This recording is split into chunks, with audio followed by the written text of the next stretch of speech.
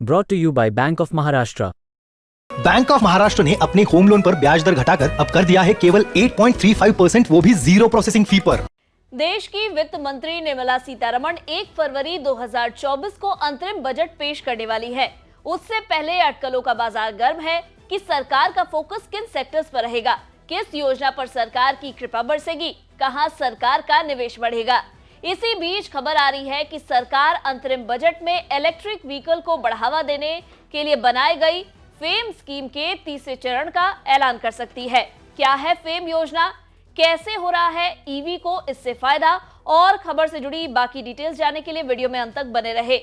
नमस्कार, मैं हूं डॉक्टर तन्वी सिन्हा और आप देख रहे हैं बिस्तक। इस साल लोकसभा चुनाव होना है, इसीलिए सरकार 1 फरवरी को अंतरिम बजट पेश करने वाली है।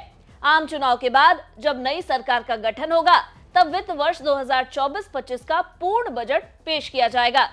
इसी बीच जानकारी मिली है कि सरकार मास ट्रांसपोर्ट और ऑल्टरनेटिव फ्यूल्स से जुड़ी हुई गाड़ियों को सपोर्ट करने के लिए इलेक्ट्रिक व्हीकल को बढ़ावा देने वाली स्कीम फेम के तीसरे फेज का ऐलान कर सकती है। जानकारी के अनुसार फेम के तीसरे फेज के लिए अंतरिम बजट में सरकार 10,000 से 12,000 करोड़ रुपए का बजट एलोकेट कर सकती है। खबर में आगे बढ़ने से पहले फेम योजना के बारे में जान लेते हैं। फेम स्कीम का पूरा नाम faster adoption and manufacturing of hybrid and electric vehicles in India है। ये नेशनल इलेक्ट्रिक मोबिलिटी मिशन का एक अहम हिस्सा है। इस योजना का उद्देश्य भारत में इलेक्ट्रिक और हाइब्रिड वाहनों को अपनाने को बढ़ावा देना है, जिसका अंतिम लक्ष्य फॉसिल फ्यूल्स पर देश की निर्भरता को कम करना है। इस स्कीम के तहत सरकार वायु प्रदूषण को कम करना और जलवायु परिवर्तन के प्रभाव को कम करना चाहती है। केंद्र सरकार इलेक्ट्रिक और हाइब्रिड वाहनों के निर्माताओं और खरीदारों को इस योजना के तहत सब्सिडी देती है। इससे इलेक्ट्रिक वाहन और किफायती हो जाते हैं और जो ईवी की मांग बढ़ाने में मददगार साबित होते हैं।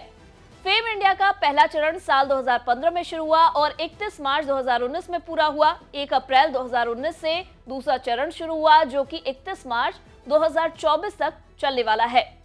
चलिए वापस खबर पर आ जाते हैं।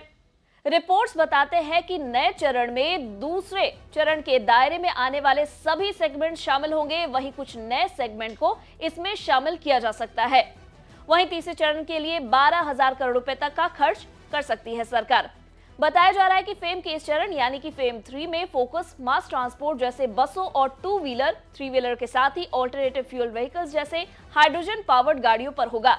स्कीम खासकर उन ईवी की खरीद को प्रोत्साहन देगी जिसके कंपोनेंट्स भी लोकल लेवल पर तैयार किए जाते हैं।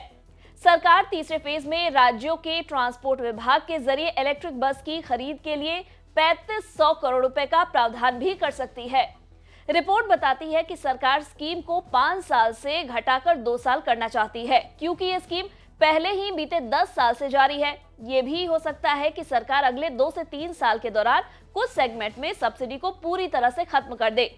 बता दें, फेम 3 के लॉन्च डिसीजन के पीछे इंडस्ट्री के जरिए इस स्कीम को आगे बढ़ाने का डिमांड है, क्योंकि पीएलआई स्कीम का इन्हें फायदा नहीं मिल पाता है। डेटा को देखें तो फेम 1 में केंद्र ने 895 करोड़ रुपए का आवंटन किया था, जो 2015 से 19 तक चला। वहीं फेम 2 में 10,000 करोड़ रुपए का फंड सरकार ने रखा था, जिसकी अवधि 2019 से 2024 है।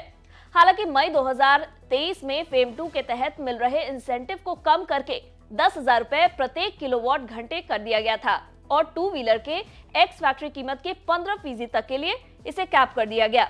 दरअसल ये कदम इसलिए उठाया गया ताकि स्कीम के लिए एलोकेट किया गया बजट समय से पहले ही खत्म न हो जाए। फेम 2 का लक्ष्य 1 million electric 2 wheelers, 5 lakh electric 3 wheelers, 55,000 electric 4 wheeler और 7,090 इलेक्ट्रिक बसों को सब्सिडी देना है। इस योजना के दूसरे फेज में 2 व्हीलर और बसेस को लेकर जो एम था उसे हासिल करने में सफलता मिली है। हालांकि इसके इम्प्लीमेंटेशन में कई मुश्किलों का भी सामना करना पड़ा।